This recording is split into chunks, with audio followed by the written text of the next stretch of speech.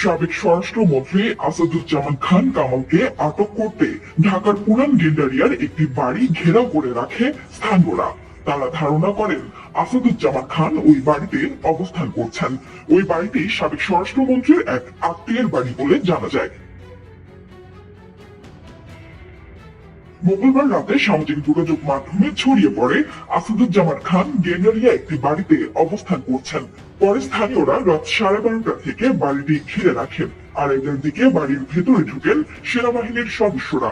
স্থানীয়রা জানান, পুরান ঢাকার গেন্ডারিয়া ডিআইটি প্লট সতীশ সরকার রোডের একটি বাড়িতে তিনি পলাতক আছেন বলে এলাকাবাসী সন্দেহ করেন। এরপর রাত 12:30 থেকে বাড়িটি ঘিরে রাখেন সবাই। পরে তারা সেনাবাহিনীকে খবর দেন। সেনাবাহিনীর সদস্যরা খবর পাওয়ার পর ওই বাড়িতে ঢুকেন। তবে সাবেক স্বরাষ্ট্রমন্ত্রীকে পাওয়া যায়নি। সেনাবাহিনী ওই ভবন এবং তার পাশের ভবনের তল্লাশি চালিয়েছে।